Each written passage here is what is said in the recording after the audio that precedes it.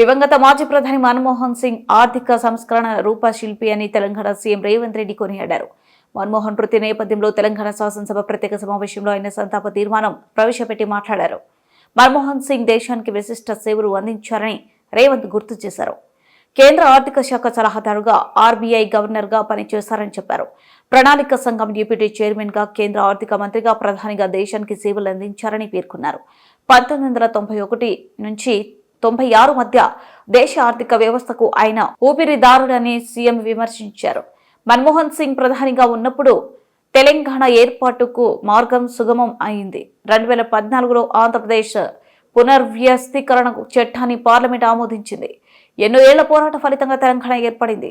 Manmohan Singh LPG విధానంలో భారత ఆర్థిక వ్యవస్థను స్థిరంగా నిలిపారు. 2004 నుంచి 2014 మధ్య ప్రధానిగా అనేక సామాజిక కార్యక్రమాలు చేపట్టారు. వాళ్ళే లేరు అని చెప్పి ఈ సభ ద్వారా నేను తెలియజేయదలుచుకున్నాను.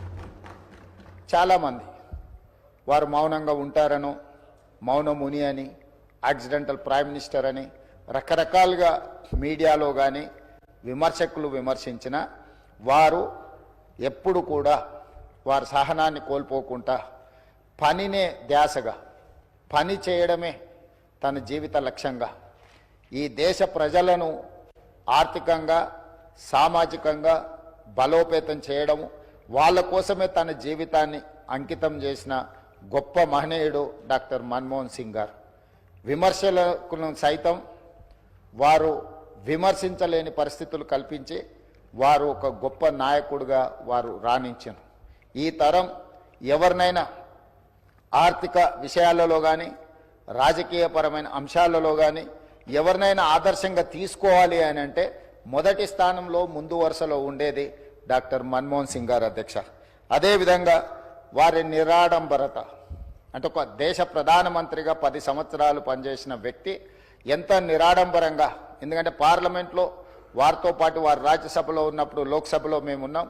ఒక ధర్నా కార్యక్రమంలో నేను, పెద్దలు ఉత్తమ్ కుమార్ రెడ్డి గారు, కోమటిరెడ్డి వెంకటరెడ్డి గారు వారితో పాటు ధర్నా కార్యక్రమంలో కూర్చున్నాడు. వారు వచ్చి మా మధ్యలో మాతో పాటు కూర్చొని ఈ ప్రజాస్వామ్యాన్ని పరిరక్షించాలి, ప్రభుత్వాలు ఆధిపత్యం చెలాయించడమో, పెత్తనం చెలాయించడానికి చట్టాలను వినియోగించుకోవడాన్ని వ్యతిరేకిస్తూ మాలాంటి మొదటిసారి పార్లమెంట్ సభ్యులైన మాతో పాటు కూడా అక్కడికి వచ్చి నిరసన కార్యక్రమంలో కూర్చొని వారు ప్రజాస్వామ్యం పట్ల ఎంత విశ్వాసంతో, ప్రజాస్వామ్యాన్ని పరిరక్షించాలన్న లక్ష్యంతో ఏ విధంగా పనిచేసినరో వారితో పాటు ఆ రోజు ధర్నాలో పాల్గొనడం అనేది నాకైనా, పెద్దలు ఉత్తమ్ కుమార్ రెడ్డి గారికైనా, కోమటిరెడ్డి వెంకటరెడ్డి గారికైనా జీవితకాలం గుర్తుండిపోయే సంఘటన అధ్యక్ష.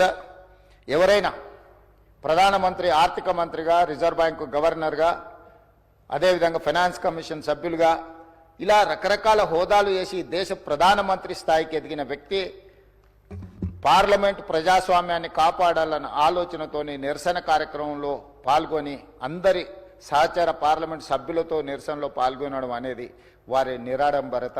వారికి ప్రజాస్వామ్యం పట్ల